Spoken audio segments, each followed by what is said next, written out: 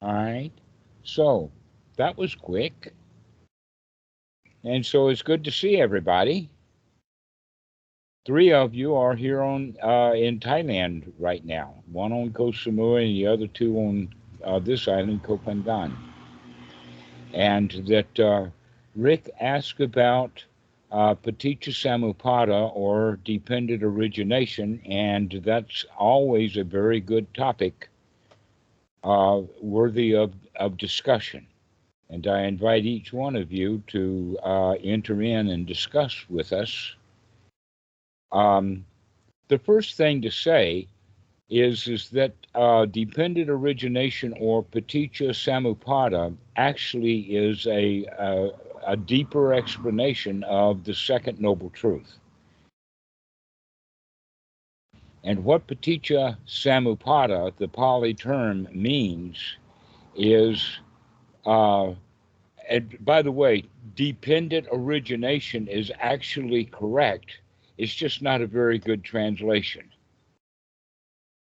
In other words, anything that comes about, anything that originates, is dependent upon some causes or conditions. That's really what it means. And we could see then that the second noble truth means that dukkha has a cause. There is a reason for it. And it is not, as the Christians say, an act of God. But even if it were an act of God, God caused it. He did it. He may have done it inadvertently, because that's how almost everything happens, is nobody's paying attention and things just kind of happen. Things just kind of fall apart. And we could also say that things go that way, that people are not paying attention, and so things happen dependently because there's no one there to stop it. And so, basically, what it means is Paticca Samuppada is the various little detailed steps that wind us up in a state of dissatisfaction. That's what it means. And just like dukkha or dissatisfaction, in the second noble truth, we have both liking and not liking, greed or ill will, or lust and disappointment. Always happens because of ignorance. If we are wise, we can put a stop to it before we get into a state of dissatisfaction. Or we can divert the little dissatisfactions from becoming big dissatisfactions. That's basically what it means. And that there's nothing magical about it. And so the first step or the first stage of Paticca Samuppada is always ignorance. Ignorance is at the foundation on all cases. It's the foundation that we start off as children when little kids are pretty ignorant. They're pretty stupid. They can't even find the tit. They don't know what to do with hands. They can't change their own diapers. They don't speak language. They're pretty stupid. Have ever any one of you been around babies? They're pretty stupid. And they're also dependent because they're stupid, which means that they're ignorant. And that as we grow up, we make decisions stupidly. And then we live our lives according to the plan or according to the decisions or the rules that we made about how things are supposed to be. And we live our lives that way in stupidity. We're not paying attention to what's going on. That's the basic point of the second noble truth is that dissatisfaction comes because we're not paying attention. So the first example that I'll give to that, my favorite, in fact, you're in the middle of the night, it's quite dark, you go to the bathroom, and on the way to the bathroom, you stub your toe. Now, Is that an ignorance or is that delusion? Anybody got an answer to that? Is that ignorance or is it delusion that we stub our toe on the way to the bathroom in the middle of the night? Not a hint. No, I mean, it's just a yes or no question. It's a delusion. It's a delusion, exactly. Why? Because the original ignorance is that I know my way to the bathroom and I can make it to the bathroom without turning the lights on. I know where the furniture is. I know. And because we think we know, we don't look, and we wind up stubbing our toe. That if, in fact, the right thing to do would be, if I'm not sure that I can get to the bathroom because somebody might have moved some furniture or I don't quite remember the way, then the right thing to do is to shine a light on it. Look at where we're going, being able to see.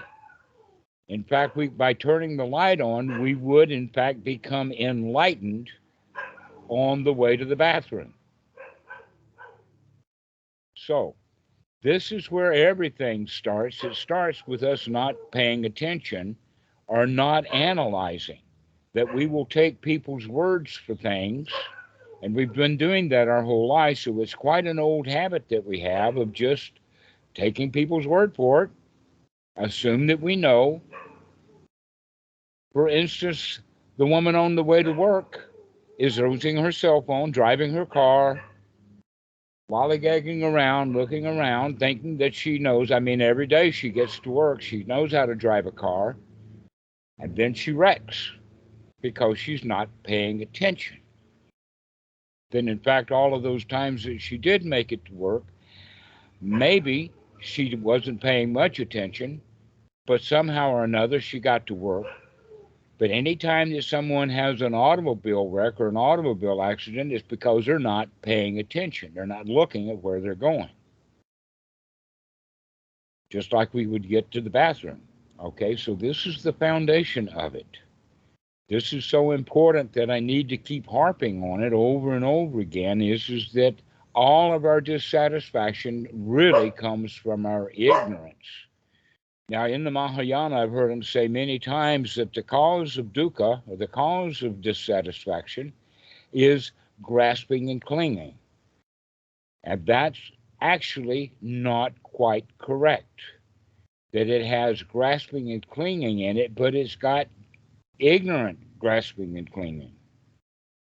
So an example then we could say is that there is such a thing as wise grasping and clinging, rather than ignorant or stupid or delusional grasping and clinging. The example of that would be wise grasping and clinging is that you only want things that you can easily get. For instance, you can get all the way through high school by being satisfied with a C. But then they tell you, oh, you're not supposed to be satisfied with a C. You got to make an A. And then you make a C, and then now you've got disappointment and delusion. You were grasping and clinging at something that you couldn't get instead of being satisfied with something that you could get. Now, how many of you have a rule saying, oh, would it be better to have an A? How many of you have that idea? Yeah, okay. Guess what? If you think that you should be making an A and you make a C, how do you feel?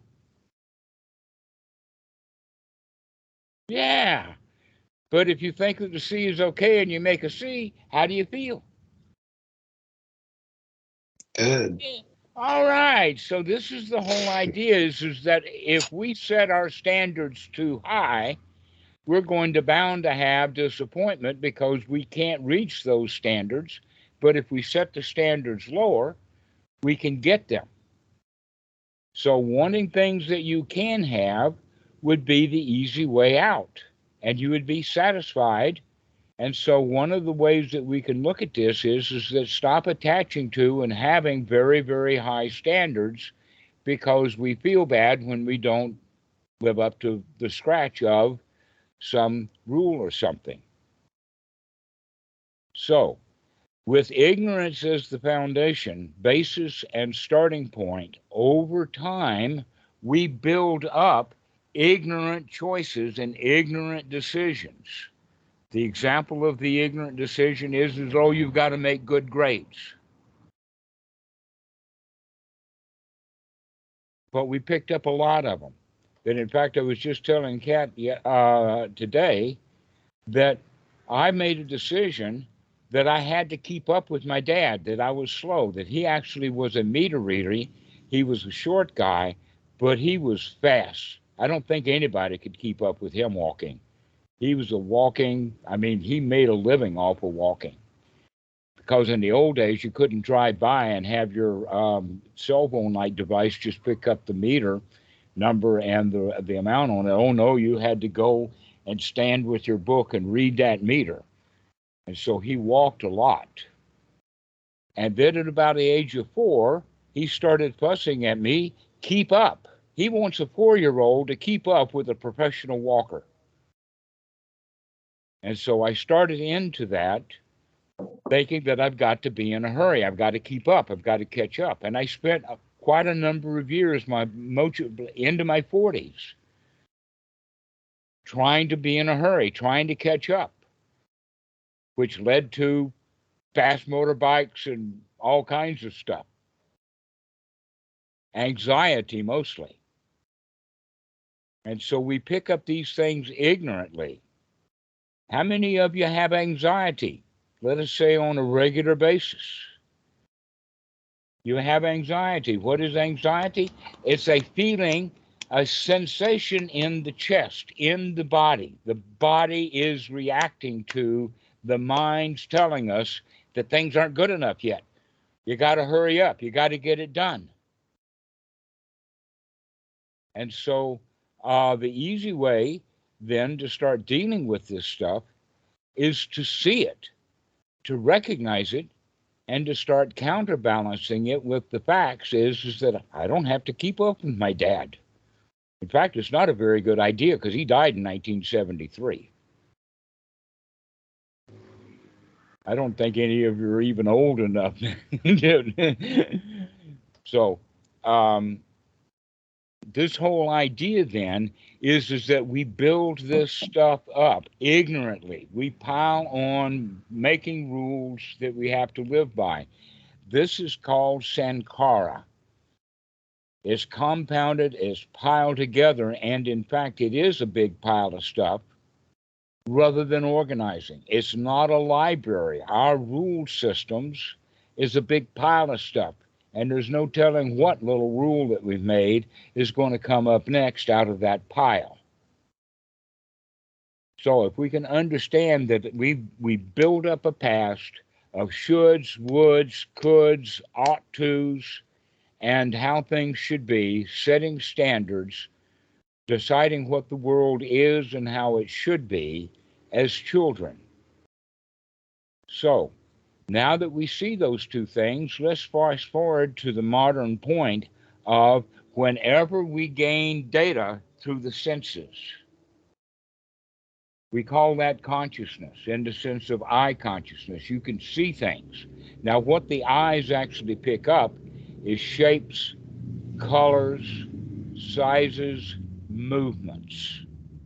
And everything else is interpreted based upon our ability to put together things that are coming out of this old database of Sankara that we have. Now, the little example that I will use is one time I came out of a store and was walking down the street, and I saw for the first time in my life someone carrying a French horn, not in a case, but he was carrying that French horn under his arm.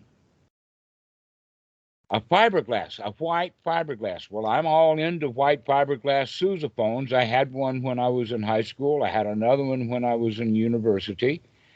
And so I know what white fiberglass brass instruments look like.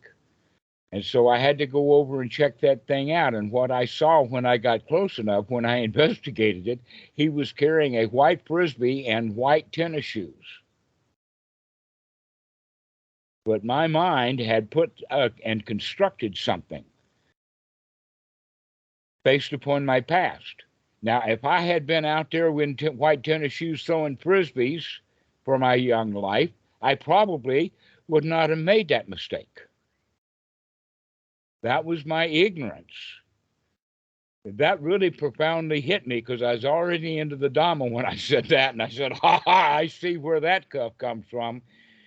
That white French horn came from my white sousaphone, and that people don't make white French horn. They don't make them.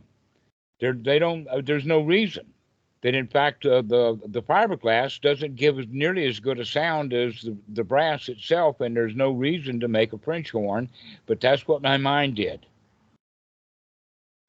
So we do that kind of stuff on a regular basis. We construct the reality that we have right in front of us by gathering up some old data from the past and building it up. And we live our lives like that. We live a life not in actual reality. We live our lives based upon the delusional manufacture of data. So I'm actually talking about Paticca Samuppada, the early parts of it. All right? What is that made up stuff? What is that manufacturing process? Is called Namarupa. It also has the Pali word of Sanya, that Vinya is actually consciousness. Now, this tree right here is conscious. How do I know the tree is conscious? Because I can see it bending towards the light. I can see the leaves blowing in the wind. That those leaves are affected by that. This is what we mean by conscious, that the tree is aware somehow of the wind blowing. It is aware somehow of the light from the sun, and it will bend towards the light. You go to any forest, you can see consciousness all over the place. You could also go so far as to put it this way. What is consciousness? A light switch is conscious. Because when you flip that switch, the light switch knows to make contact with two pieces of metal, which then will turn the light on. So what we mean by that is taking sensory input. The light has a switch, which is kind of a sensory input. The tree has a photon, or whatever the stuff is that's inside of a leaf. And that leaf responds to the light and wants more of it, and so the leaf will actually bend towards the light to get more of it. So consciousness is not a big deal at all, not at the raw level, not until it's processed. Now, with the example of the process of a light switch, the light turns on. With the example of the leaf on the tree, photosynthesis happens. It gains energy. It can stay alive because it gets that. So, actual bare consciousness is ordinary. It's all over the place. We do it with our eyes. We do it with our ears. Our ears will vibrate. Those guys who've got headphones on, little speakers inside the headphones will vibrate the sound, and you pick that up. Now, there's a whole lot of stuff happening that we don't pick up, that we don't listen to, that we don't respond to, that we think that we know it already, and so we're not paying much attention to it. So this is where the ignorance comes in, is when we're simply not paying attention to the surroundings around us and responding to it with consciousness. So that when we then process it, we do so ignorantly. This, in English, we use the word perception. In the translation of the Pali, one of the words that I mentioned was Namarupa. What does that mean? Rupa is real. Like a statue of the Buddha is called a Buddha Rupa. It's physical. The eyes pick up sights that are visible, that are real. The ears pick up sounds that are real. We can hear them. Touch, taste, all of the senses are consciousness, but we feed that into a processor that is called perception. And so we perceive things, and how we perceive it is with the built up stuff that we've done with the past. So an example that I would use, anybody here know what OCR, optical character recognition, is? When you take a picture of writing and you take a picture of that, you feed it into the camera, and then software will scan that image and then go into its database of characters and pull those characters out and match it so that it'll turn that image into text.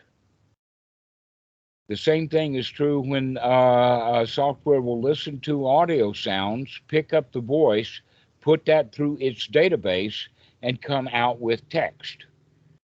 This is what we do in the human mind. It is called perception. We perceive, or we manufacture things, and the mind is very fast. This stuff can happen really, really fast. And the outcome of perception then in the Pali is called salayatana. Salayatana, actually the word atana is the senses, but salayatana is a manufactured set of senses. An example of that is that everybody has seen a cartoon before, and so when I say a cartoon, you'll pull up an image of a cartoon, but you get it out of the past. So most of what we have as salayatana is remembered rather than new. And this is the basic point, is that we live in the past. We live in old memories. We live in old images. We remember things from the past, and then we repeat them. And I'll take this point. Many times people will say Dhammarato's method. Well, guess what? Dhammarato doesn't have a method. What he has is a pretty good memory. And he remembers what Bhikkhu Buddhadasa said. He remembers what Ajahn Po says. He remembers what he got from the Buddha, and then that's what we come back up with. The question is, how good do I remember? And this is actually a training that many, many places people go through, is to be able to remember things the way that they actually were. And that often, especially when we're children, and especially when we're ignorant, we make mistakes along the way. In fact, there's 3 different kinds of mistakes that we make with memory. One is that we didn't get it in correctly the first time. The example of that would be listening to Pali, the monks chant the Pali, and the first time you hear it, you can't make heads or tails of it. You got to hear it over and over and over again before it begins to register in the senses. Anything, in fact, that's new, we don't get it the first time. But in fact, we always compare something brand new with something old. And then if we keep getting new information and getting new information and getting new information, then that's more accurate. But our ignorance says is that, oh, I just need to get it in one time, and then I'll collect it and put it together with the past, and I'll come up with the correct solution. But oftentimes that first time that we hear it, we don't get it very good. The next problem is that all of our memories is kind of like in a pile of stuff. And who knows what memories are going to come up in our processing right now. And so the way that our information is stored is problematic. And then when we bring it back out, it's not very good. So it's our memory systems are not very good in the beginning. They're not very good in the storage in the middle, and they're not very good when it comes back out. This is why the Buddha recommends to keep getting new data, to keep staying in consciousness over and over again, rather than relying upon what we think that we know. Going back to that example of getting to the bathroom in the middle of the night is because we think we know the way to the bathroom safely, and we wind up stubbing our toe because we're not watching, we're not looking. We are assuming that we already know. So this is really what we're getting into, is the concept of what is right view in the Eightfold Noble Path. Is most people think of a view as a concept, like the concept, I know my way to the bathroom. And yet, we don't. We need to look. We need to investigate over and over again. So what we do is, because it's kind of the easy way out, is that we come to a conclusion. Oh, I looked the first time, I looked a couple of times, and now I've got a conclusion, and I know how things are like, and I don't have to look anymore. I don't have to watch anymore. And that's when, like driving the car, oh, I know the way to town, I know how to get there, I don't have to watch. The car and myself will somehow get us to there, and then we crash on the way, is because we're not watching where we're going in this present moment. So this teaching of the Buddha about Paticca Samuppada is deeply wrapped up into the Four Noble Truths, most especially with the second Noble Truth, but here we come in with the fourth Noble Truth about observation. You have to keep looking. Don't rely upon your past and thinking that you already know, that in fact that is what you would call a concept. And we live our lives in a conceptualized world. And when that world becomes really conceptualized in a hard way, we can call it rules, or this is how things should be, because I've got a concept that I built up over time ignorantly. If we can understand that, we can see where the dangers lie, because that salayatana, the end result, is not what the reality was. It's a constructed reality. We all live in a magical constructed world. We live in a mind, the mind's world, rather than living in our senses. And so the right thing to do in this regard is to pay attention to the senses. Now, there's another point about this, that in fact, what we've been talking about with the senses and the body and the sankhara and the built up stuff and consciousness and perception, these are the five things that are referred to as the five aggregates. Anna, you've heard of the five aggregates, right? That's what we've been talking about so far, is the five aggregates, which are part of Paticca Samuppada. But the way that the five aggregates are taught is that they are not me. The body is not me. Your body is not you. But we are living in a society that is under the delusion that I am the body. So women are taught, oh, if I am going to be beautiful, then I have to paint my face with makeup. Because if I apply the makeup, then the face is beautiful, and it's just the paint that's beautiful, it's not the face. But if the face is painted and the paint is beautiful, then the body underneath that paint is beautiful, and therefore I am beautiful. But the body is just the body. How many of you can be 23 today and 34 tomorrow and 78 the next day and then back to 18? No, we can't change the age of the body. If we could change the age of the body, then we would have good control over it. But even Jesus said you can't change your stature 1 inch. Well, you could stoop or you can put on high heels, but you really don't change the body that much. Yeah, you can work out, you can build up muscles, but that's just a process.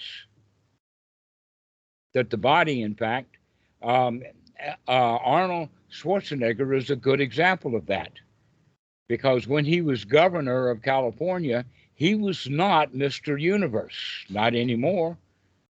If he had been able to build himself up, then he would have stayed built up, right? But he didn't. And so things happen naturally, and we are not in control. The body is not mine. Also, the memory system, the Sankara, is faulty. It's not mine. If my memory was the kind of memory that I would be, then I would remember everything in great detail correctly. But in fact, I'm forgetting names all the time now.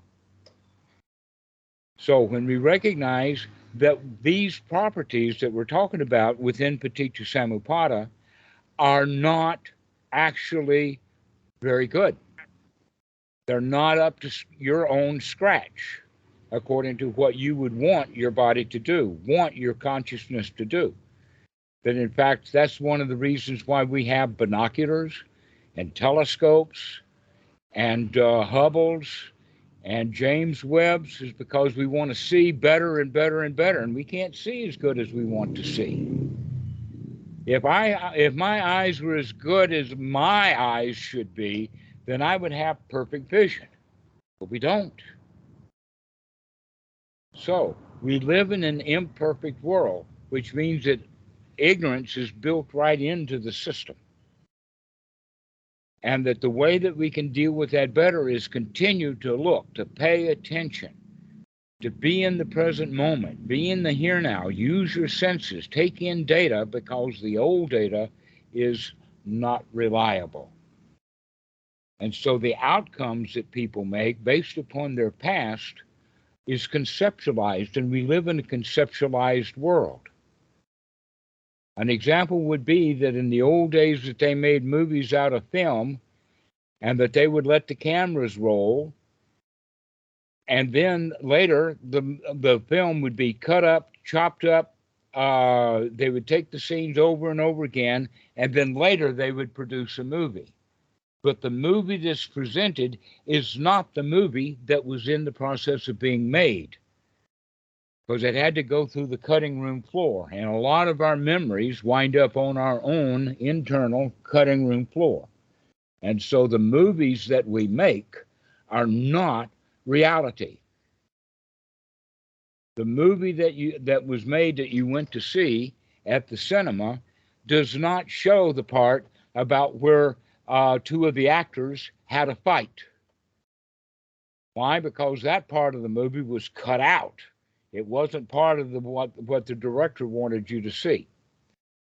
So our manufactured movie is what we live in rather than what's real. And if we keep taking in input, we live in a much clearer reality. We start to pay attention to what we see, pay attention to what we hear, pay attention to what we feel, rather than relying upon an old set of rules and ways of doing things. And this is the important point up to this time. And here is the clinker. What we live in, our manufactured reality, is what impacts us. Reality doesn't impact us. What impacts us is what we manufacture, what we make up. This is the point in Paticca Samuppada called pasa. What impacts us, what touches us, what gets to us, what gets our goat is what we made up, not reality. Young men, when they're around their dad, they don't like him because they've got a habit of being in the past of not liking dad. That's very, very common in the West, that almost every young teenage boy hates his dad. Why? Because over the years, his dad told him what to do, and he didn't like it when he was 4 years old. But now that he's a teenager, he don't like it, and so every time dad says something, he gets ticked off.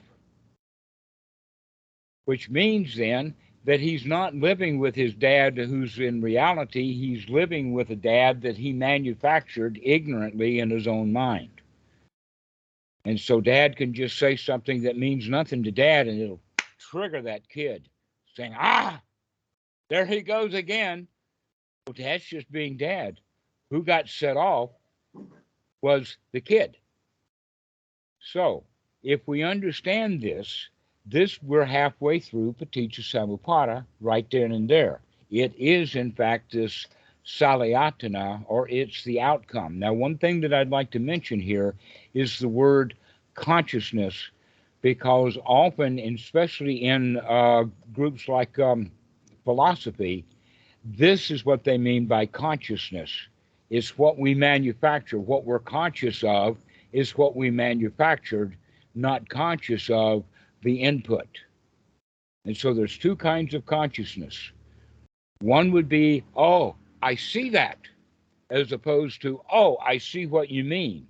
Because when I say, oh, I see what you mean, that means that I'm trying to understand. I've created something. I'm taking the words that you said and put them together to make a conclusion. So this is one of the reasons why the Dhamma is so difficult to teach and demonstrate and get people to understand, is because they don't hear it correctly. They hear what they think that they heard rather than hearing it clearly. This is why the Dhamma is called profound, difficult to understand, is because we try to filter it through everything that we've already known rather than taking it for face value.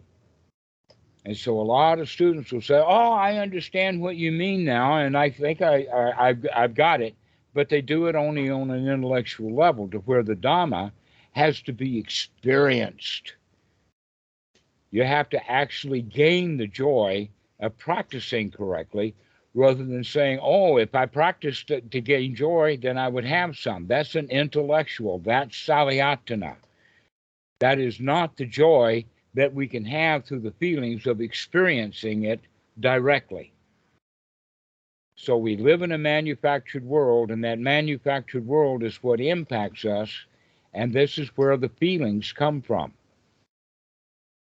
So recognize that any feeling that you have, a feeling of liking, a feeling of not liking, a feeling of anger, a feeling of anguish, a feeling of panic, anxiety, any feeling you had, you made that up. That was your creation. Real clear example of that is that somebody wins a point in a football match or something, and half the crowd gets very excited and happy, and the other half of the crowd, they don't like it at all. Why is that? They all saw exactly the same thing, except they didn't see exactly the same thing, because they've already got a presupposed position of, I like that team and I hate that team. So when the team that I don't like scores, I don't like it. And when the team that scores, that I like that team, then I feel good. So in that sense, there's no self for you there. That you've decided in advance who you are and what you are, and therefore you're gullible to the situation, because you make stuff up and then believe that things are true. And this is where our feelings come from. Our feelings come from ignorance. So I could make the statement is that you don't feel the way that you want to feel. You feel the way that you have been trained, ignorantly trained, to feel. You don't feel the way that things are nice. You feel the way that you were told to feel, rather than experiencing things brand new. If you're experiencing things brand new over and over and over again, you get to like it. This is nice. But if we judge it, it's because we've judged it based upon something that we remember from the past. So the teaching of the Buddha then is to spend more and more time in the present moment, because it's pleasant in the present, and it is dangerous in the past and dangerous in the future. But right now it's good enough. So our feelings then are also kind of manufactured beyond our control, ignorantly. But if we have what Bhikkhu Buddhadasa calls wisdom at the point of contact, That means that you can not regard that salayatana or the decisions that we made as a good source of feelings that you can feel the way you want to feel anyway. Now, how many people would choose to feel good versus how many of you would choose to feel bad? Would you actually choose to feel bad? Then why do you feel bad? Why do you feel bad? You feel bad because you remembered feeling bad when you were a kid, when you didn't have any control over it. Now you're adults. Why don't you take control of your life and start feeling the way that you want to feel? Now, the next point about these feelings is that if I like something, then I like it and I like to like it and I like it around a lot so that I would like it more often. And therefore, I like it becomes wanting. I like it, I want it. And then I got to have it. And what we like, if we choose correctly to like things that we can get, then we'll be happy all the time because we always get what we want if we want wisely. But we don't. We want ignorantly based upon the feelings that arise ignorantly. And because we want things ignorantly, we got to have it. So this is going in the let me stop a second and start using some of the Pali. We started with ajiva, not knowing. Then we have the sankara, the old stuff that's built up. Then we have sanya, the consciousness. Then we have the namarupa, or the vinaya. I got those two backwards. Um, of perception, which then leads to our ideas, our concepts, our points of view, our understanding, our own internal movie. It's called a salayatana, and then that's what impacts us, which is called pasa. And the pasa leads to vedana, the feelings, and then the vedana being ignorant. When our feelings are ignorant, we will want things. This is called thirst or tanha, and then that grows to the point I've got to have it. I can't live without it. And this is called upadana. So upadana then is the real wanting it. This is where the liking becomes a rule in the sense of what stuff is good and what stuff is bad. This is where judgments come from. Judgments are not based upon observation. Judgments are based upon feelings that were based upon decisions about observation. So we make our decisions ignorantly. We want things ignorantly because we felt ignorantly about it. And so this is where right and wrong comes from, making judgments. I like this, therefore it is good. And I don't like that, therefore it is bad. And this good and bad winds up being a set of rules that we have, or you should have a good life. Well, we don't have a good life, we just have a life. The good and bad is based upon judgments.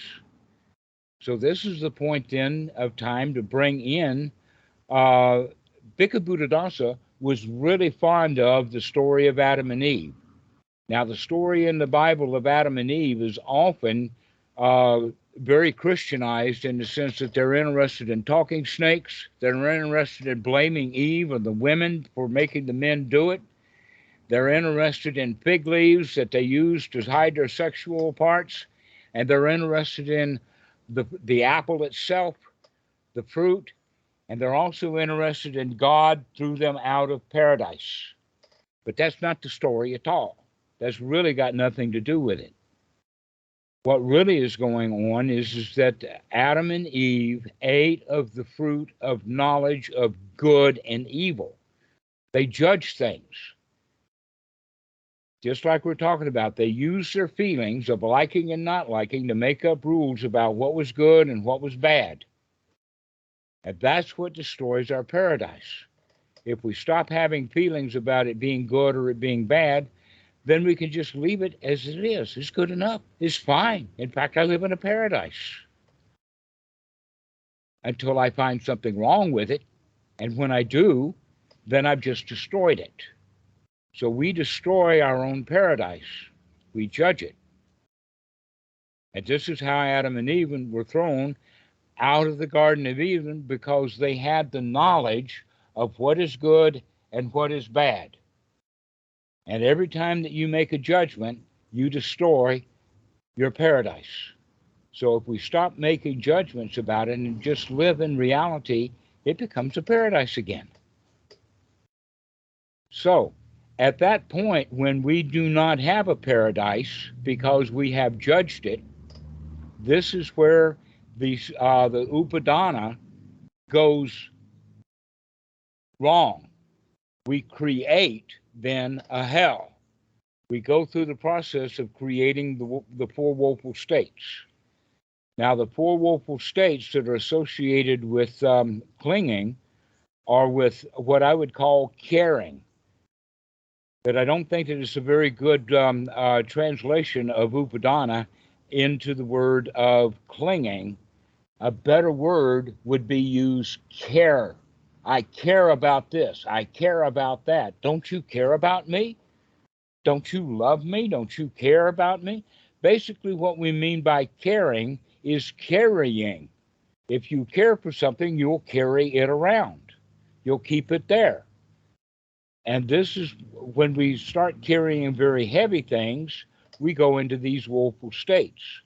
Now, one of the most common woeful state that humans, especially in our society, get into is called the dumb animal. We learned to do this when we were kids. How many of you were, when you were kids, the adults told you what to do?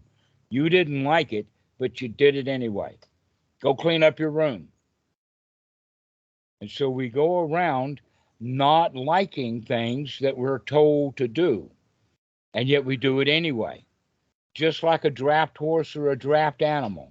I was in India long ago, and there was a donkey that had a long pole tied to its back, and the other end of that pole was stuck in a mill. And the owner of this little operation had that donkey go around that millstone, around and around, while he poured sugar cane into it. And out came one side was the sugar cane stalk, and the other one was sugar cane juice that he sold for a couple of rupees, 10 rupees or something. Now I ask you, how much of that sugar cane did the donkey get? He didn't get any of it. He might have gotten some of the shaft, but he didn't get any of the juice. How many of you feel like that you're living that life right now, that you're doing what you're told to do, you've got a job, you get your paycheck, but you don't ever get a reward? You don't ever feel content and satisfied with what you're doing, but you're following the rule of you gotta work if you gotta eat. And so we live our lives rule-bound, doing what we're told to do, and not getting any satisfaction out of it. That's exactly what happens with a draft animal. A dumb animal does not get the value of his reward. Another example of that is the horse is living in his pasture, and then the farmer gets the idea he's going to plant food in that pasture, and so he straps the plow to the back of the horse and has the horse plow up his deliciously growing pasture. And it's become farmland now. And the farmer grows all kinds of stuff, like perhaps zucchini, cauliflower, asparagus, okra. Well, guess how many of that stuff does the horse get? None of it. He is at a dead loss. All he gets after that is hay. He used to have a delicious pasture to live in, and now he doesn't get to live in that pasture. Now the dirt farmer gets all the benefit. How many of you feel like that's how it is with you and your boss? That the bosses and the big guys at the corporation get all the benefit of your work, and you don't get anything. You might get a paycheck, but that's not rewarding. So this is the woeful animal state. There's also hell states. Another one is the state of a hungry ghost called a preta. What is that? Is it very much like a great big bottle that has a tiny little neck. It's almost like trying to breathe with your nostrils stuffed up and your mouth closed. You can't get much air that. You can't breathe. And this is what the prita is, okay? And what that is we want stuff and we don't get it. We want stuff and we don't get it. And we get hungry. This is why we call it the hungry ghost. It's because we never get filled up. We never feel satisfied. We never get enough. How many of you ever felt like that? How about getting hot, getting angry, not getting what you want? This is the hell state. So these woeful states are actually quite natural for us, and that we could actually link them in with the instincts. That we do what we're told to do is very much like the nesting instinct. Being afraid, the Ashura, is like the territorial instinct, where we're unsure. We don't know. That's foreign to us. Instead of being happy and investigating, we get confused because we don't know what to make of it, because we don't have the correct evidence in our memory systems in the Sankara. And so we go into all of these hell states, which is then the dukkha. We get hot, we get afraid, we do what we were told to do, and we wind up not getting what we want.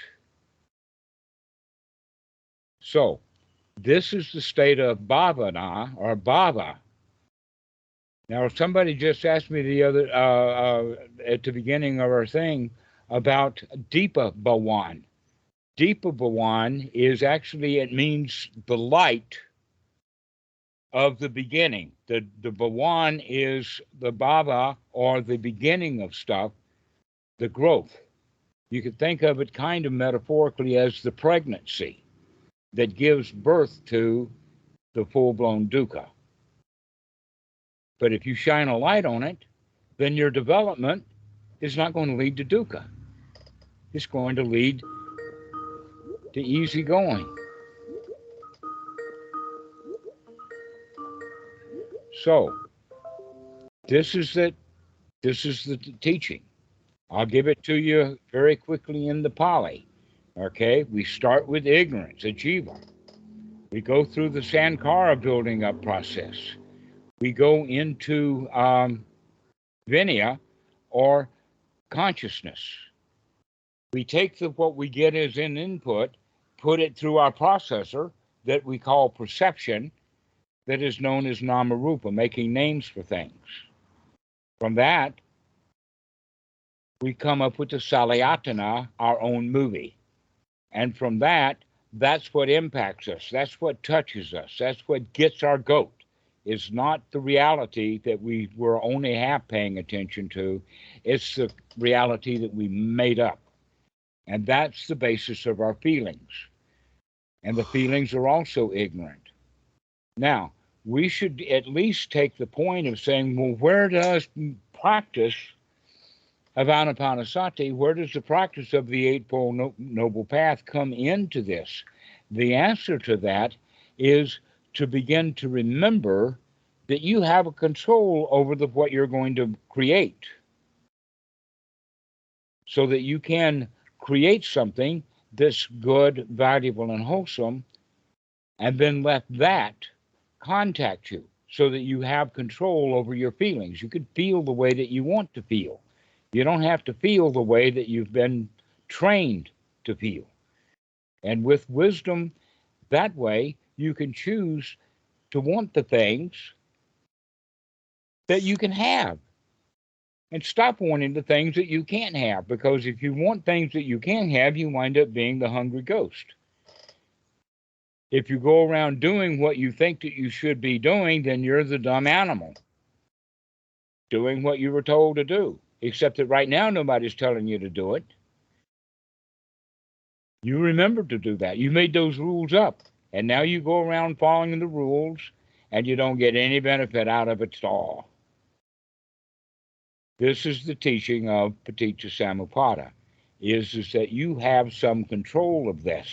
You can begin to change your input. You can begin to change the way you process input. You can begin to change the outcome that you manufacture.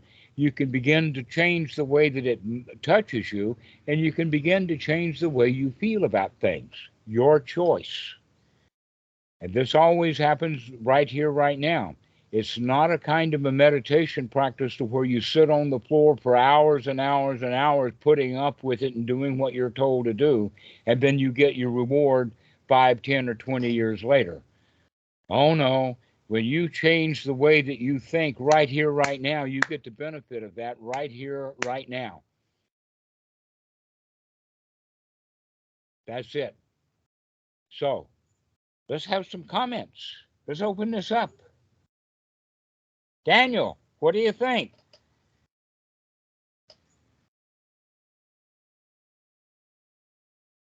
Sorry, I was muted, but yeah, I've heard you talk about this before, but it was good to hear it again.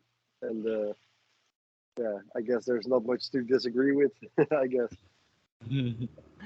All right. Well, how about you, Rick? Did this answer your question? Yes. It's quite an elaborate answer, but I like that. No, I feel like I have a better understanding of it now. So it's basically the steps that lead to, I guess, dissatisfaction. Mm-hmm. And that's we create it. Yeah, exactly. And then at any moment in time, you can just stop creating it in the moment. That's kind of like the whole practice, right? Mm-hmm. Is to wake up and start making a change. Yeah, exactly. And then so the dependent origination is just like is it like the constant creation of it? It's constant. Okay. We're constantly manufacturing. That's called thinking. The question is, are we thinking about the input? Are we analyzing the input that we've got? Or are we already deciding that we know? Yeah. Most of the time you already know. Like the judgment is made before Precisely. you even look. We live in even have a good look. Uh-huh. Yeah. We don't have any choice over our judgments. We've already made them. Instead of beginning to say, oh, let's take a new moment. Let's look again. Let's get new data over and over again. The more new data we get, then the more we rely upon new data to give us up-to-date manufactured reality, rather than always manufacturing something right now that is mostly old. So it's just also kind of like about being in the moment, right? Precisely. That's what being in the moment means, is being in our senses. Let's take in new data. And being in the past means we're digging up stuff out of the past to try to understand the present moment, whether it's much better just to take in new data about the present moment. Be here now, taking in data is much better than thinking that we already know what it's like right now. Back to the story about stumbling or stubbing our toe on the way to the bathroom late at night. Let's look at where we're going right now rather than thinking that we know the way already.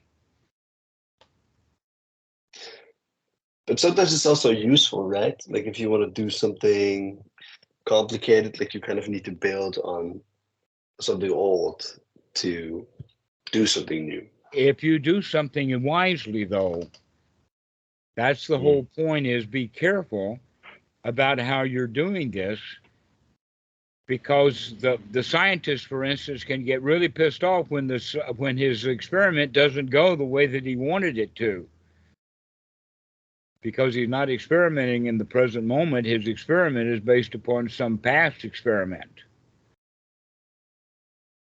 And that's been called the definition of insanity, and it's often blamed on Einstein. Is doing the same thing over and over again, expecting new results. Well, let's stop doing the same thing over and over again. Let's do something new based upon new data.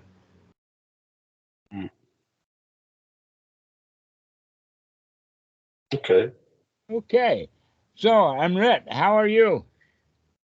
Yes, very good. Dhammarato, I have one question about this the whole process you describe, and I guess you're talking about that during a perception phase. So hindrances enters during the perception phase, right? When we are Precisely. They enter and then they get full blown in the movie that we've made. That they wind up in hindrances rather than in a pleasant situation. So the hindrances then is what contacts us. But where did those hindrances come from? We stored them away. We've got them there, ready to pop out. yes. And so instead of manufacturing something new right now, we manufacture something just based upon the old hindrances of the things that we wanted, or our old doubts, our old worries. It's hard to have a new worry. All the stuff that we worry about is old stuff.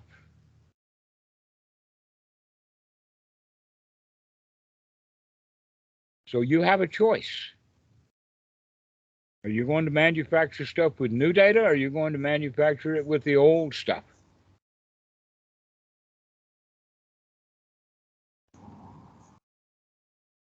So, Marcus,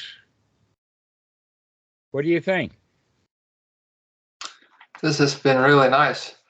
Actually, I recently came across a pretty good example as well about perception and how it's based on memory. So there was this person who had like a congenital cataract. So because of that, he was blind from birth. And then at some point they did an operation so he could gain vision.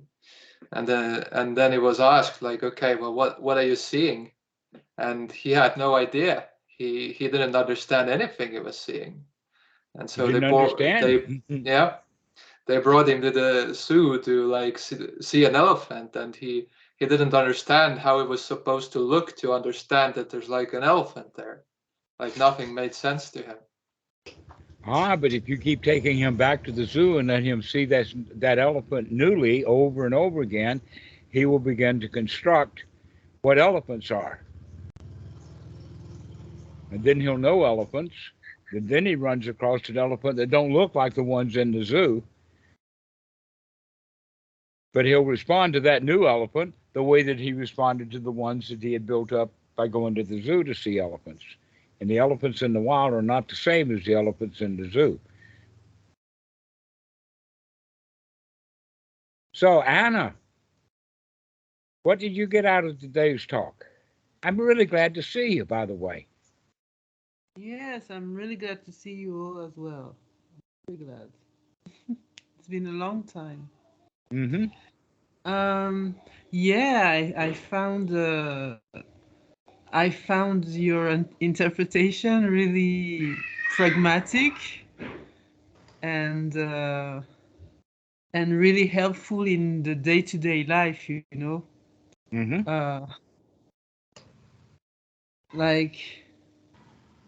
Yeah, it's very different from what we used to learn, I think. Mm-hmm. And especially the translation of the word, you know, like pasa, and I mean, it really makes sense.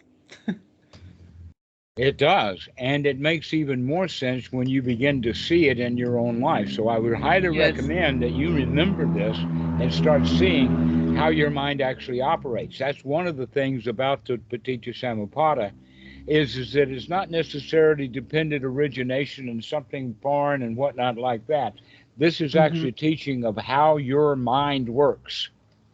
And how you wind up in dukkha. How you wind up being dissatisfied. Go ahead. Yeah, I think it's really interesting when you, like, for people who have traumas, like it really makes sense because like the traumas actually color their view of life. Every And moment, moment by yes, moment. It's not the life it colors, it's this moment that it colors. And yeah, then it yeah, yeah, colors it again, and then it colors it again, yes, moment by yeah, moment. yeah, yeah, exactly, exactly. And so their perception of life can be completely biased because of what they've been through in the past. And like if they knew Paticca Samuppada, it would be good for them because they could understand that like the present moment is not always the same as the past. You know, even if you have suffered in the past, it doesn't mean that you have to suffer in the present. Yes, exactly. But we get Mhm. into the habit of suffering, and so we continue to suffer, not recognizing we've got a choice. Yeah, yeah. Yeah, but it's probably harder for people who have big traumas, you know? Uh, Actually, I would disagree with that a little bit in the sense that no, the people who don't have trouble getting this are those who don't practice because they don't see the possible benefit. That it's quite possible that someone who has heavy traumas over time and they have what they call post-traumatic stress. Mm-hmm. If they can see that, oh, I don't have to stress, then they would be really eager to practice and they would get great benefit out of it. It would be something like hot coffee gets cold faster than warm coffee. Yeah, yeah, Warm, absolutely. okay. Mhm. And so if you've got a life that's full of suffering and you really want out of it, if you hit rock bottom, that may give you the redoubling of the effort that's needed to actually keep doing it and keep doing it. Yeah, yeah, yeah, yeah. And so don't say, "Oh, poor me, I've had such terrible traumas that I can't get out of my stuff." Oh no, you can say, "All my troubles and my trauma have been big enough that hot dog, I'm going to do something about it." Yeah, yeah, yeah. And I think Pedro right now is going through this. He knows exactly what I'm talking about. Is that right, Pedro? Oh, yes, totally, definitely. And I see as you talk, but I think also that I will keep seeing that this, you know, conditioned consciousness versus raw input in my mind. As you talked, I was looking this into my mind, and I think I can keep looking a bit. And yes, like having you talk is a great reminder for reality because, like, for the mind, as you speak, is like a bit of shock, so that I come back to listening and so on. But I hope I don't need so much shock to become present. I hope I will need Mhm. less and less to be here now and to remind to myself that I can be receiving input here and now. Excellent. I am actually so happy and thrilled that so many of you are getting good benefit out of the Dhamma. That you're taking what I'm saying, you're practicing, and you can see for yourself that this is of enormous value, that you have a choice in your life, that you're not stuck. And oftentimes, that's exactly what we need to do is we need to recognize how much we do suffer because that'll give us the energy and the effort to go do something about it, to come out of it. People who suffer on a little bit are almost doomed to stay in it because it's good enough. Let me just plod on and suffer on. But those of us who hit rock bottom occasionally, we say, oh, I'm going to do something about this. So, Kat, how are you?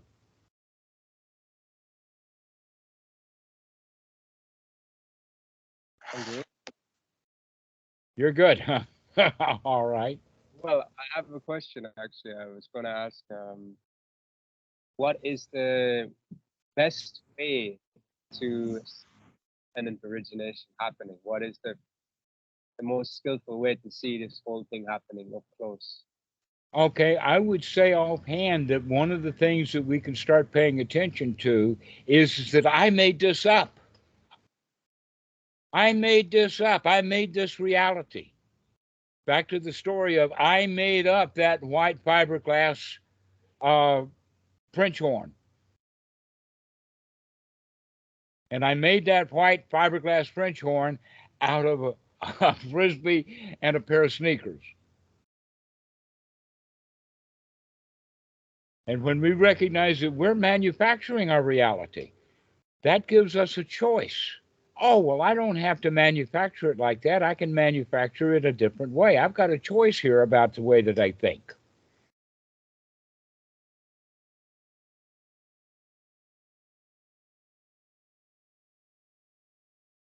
Can you remember that? Can you remember that you've got a choice about the way that you think?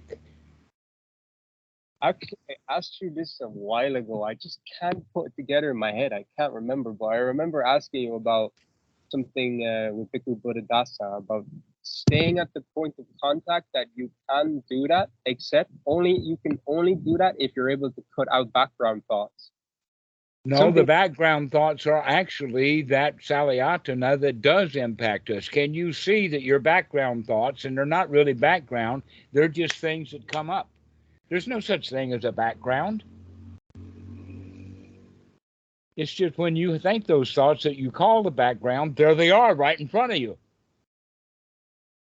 And then you go back to thinking of something else that you used to call the foreground, but now that was the background. No, whatever is there, that they're not really background when they're happening. That we are always in the present moment when our thoughts. Are you aware of the thoughts, or do you buy them? Do you believe your thoughts? Don't believe the way you think. Let me investigate again. Let me look again. Let me check this out again. That was especially true. There's an old story about it, and that is that right now I'm doing stuff on the computer, writing PHP code. But I remember in the old days when we did mainframes that the students only got 1 or 2 runs a week because there were so many students. They'd put in all their punch cards, but I had an in because I'd had work for IBM and I already knew all the staff in that computer room when I was a student there. And so I could get a lot of runs in. I did really excellent stuff, not because I was better than the other students, but because I had access, that I could try things and try things and try things. But basically, you got to look at what you're doing, check it out, and then put it to the test. And that's one of the problems with the coders nowadays is they'll just do anything and then test it and then do something else and test it, rather than actually investigate and look. And so this is what we need to do, is to recognize that the thoughts that you have are not really yours. There was stuff that you borrowed years ago, and you keep having the same thoughts over and over again without even recognizing they're not mine. These are not my thoughts.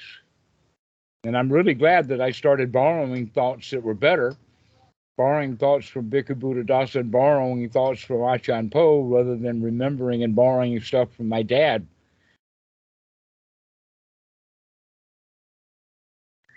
So that's the way, is to remember to look at what you're thinking. Remember to look at that stuff.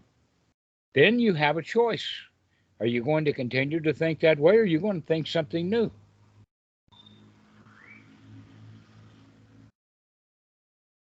It's an easy concept. The question is, can you remember to do it?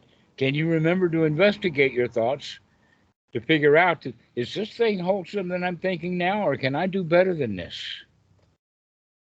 Am I going to be stuck with the same old movies that I manufacture, or can I make some new movies?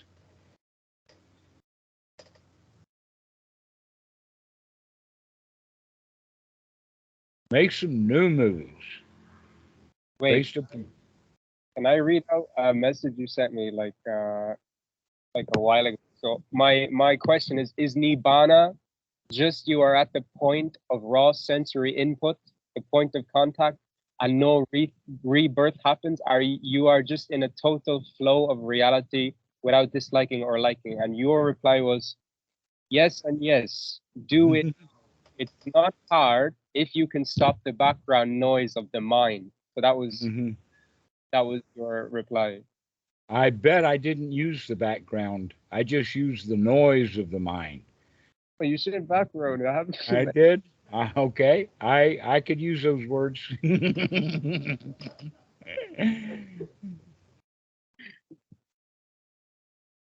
So that's the way that we can see is that you've got a choice about the thoughts that you're having right now, rather than just being merely impacted by them and then having all of these feelings about it. You've got a choice. Wake up to the manufacturing process. Wake up to the movies that you make. And recognize, oh, let me go get some new input. Let's go shoot some more film.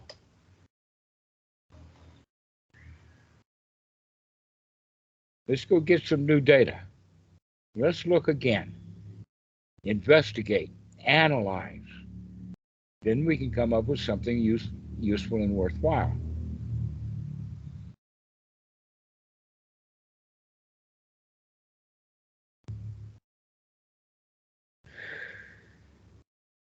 So, guys, thank you so much. This has been a really delightful talk. I've enjoyed it.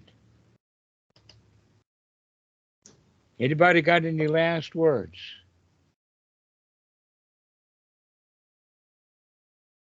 I see smiles.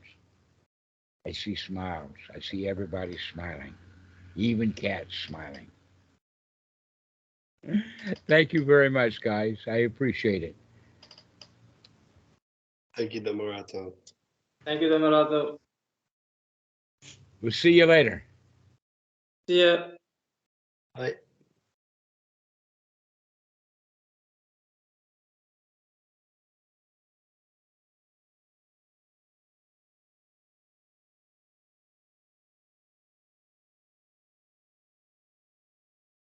Bye bye. Bye bye. See you guys.